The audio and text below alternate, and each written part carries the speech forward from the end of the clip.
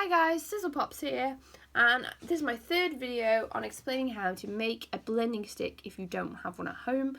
Art supplies at the moment might be a little bit difficult to get hold of with the shops being closed. It might be that you've not used a blending stick before and you'd like to have a go with one, but you can't get hold of them anywhere. So this is a kind of video tip on how to make these if you don't have them.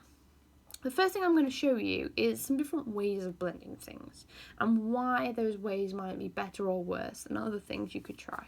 So I'm going to create three kind of patches of tonal value which are roughly the same in shape and size, just so that you can kind of see what I'm talking about and how this works, okay? So the first thing we're going to look at is smudging with a finger, okay? Lots of people kind of do this instinctually, but it's not necessarily the best way to go about things. This is for two reasons. The first reason is your finger is quite cumbersome when you're trying to smudge a detailed area, and you'll find that even if you try really hard, you're not going to be able to keep it in the lines. The smudge will come away from the area that you want to work with. And in art, this can be detrimental to what you're doing because it stops your work having any kind of precise elements to it. The second thing is, no matter how clean your hands are, it doesn't matter how many times you've been washing your hands over these crazy weeks, your hands are still going to have a very thin layer of grease on. Now, this doesn't mean that they're dirty. This is a natural biological thing that humans have. It's a protective layer, but it will transfer onto the page, okay?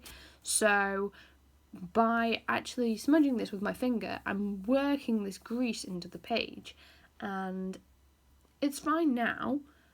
Although you will notice if you do this, it's a bit more difficult to work over the top of, and if I kept on doing it, I wouldn't be able to add any new marks. But if you kept this artwork for a long period of time as well, that grease would discolour over time and you would be able to see the marks where your fingers had been on the page. So that is kind of something that most artists will not want to consider doing, that because it could actually damage the quality of the work in the future, okay? So the next thing we're going to look at is using an actual blending stick, okay? Now, my blending sticks are just from the range, but I can't get hold of them at the moment. The particular range store I'd normally get them from has burnt down, so that's not helpful. Some students at school have managed to get these through art packs that have been given out to especially Year 9 students, but for now, if you don't have one of these, we'll look at doing a new one anyway. A blending stick is essentially made up of paper. It's made of paper which has been compressed, rolled and wet, and whilst it's been wet, like I say, it's been compressed to this really solid thing. If I kind of tap it, it doesn't move. If you have a little look at it, you can see that it's got this kind of line. I don't know, can you see?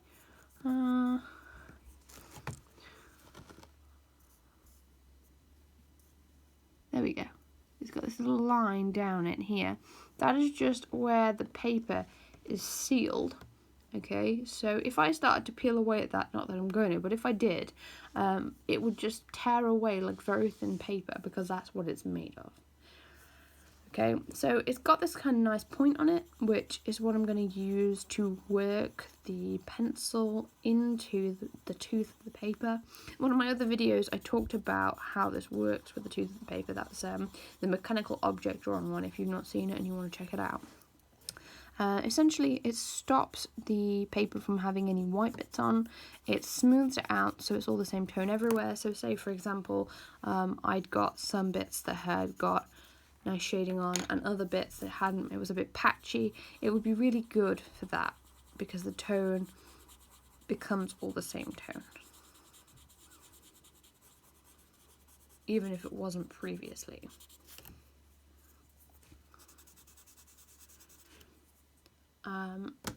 So that's a blending stick. Now, there's a few ways you can go about making one. If you've got some and your family is happy for you to use it, the best thing that I would recommend doing is using a bit of kitchen roll to make your blending stick. I wouldn't recommend using a whole sheet. and I'll just show you why. So here's one I made earlier with a whole sheet, and you can see it's quite fat and it's very secure in the area that I'm going to use, but it's the most cumbersome thing, and the end is also really wasted. So if you are making these at home, I would recommend using a half a sheet of kitchen roll and making 2 blending sticks rather than using 1 sheet and making 1 where the area is wasted. So I'm just going to take a bit of this kitchen roll here, and I'll just move this paper out of the way a minute so you can see. So if I get the corner of my kitchen roll, it doesn't really matter what the other edge is like, you can see my edge is not even there. The first thing I'm going to do is I'm going to just start rolling it from the corner.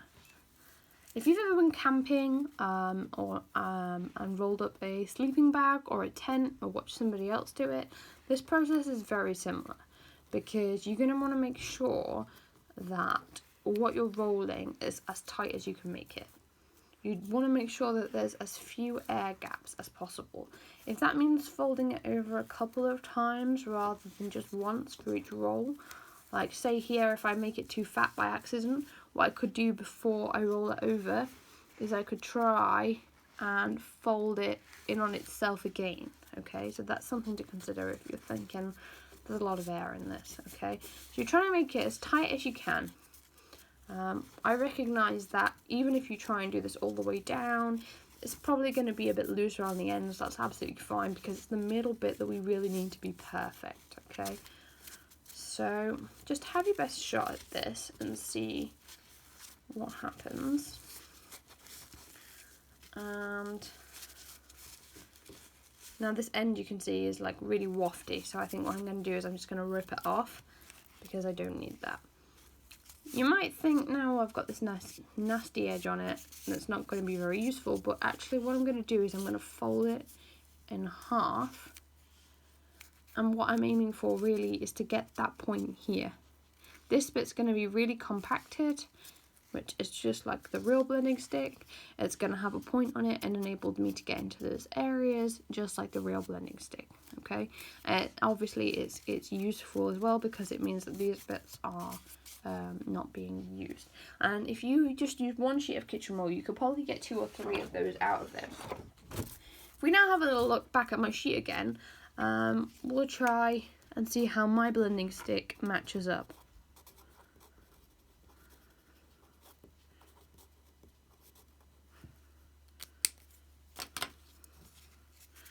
So I'm just using it in small circles, just like I did on the other area, trying to work it into the page.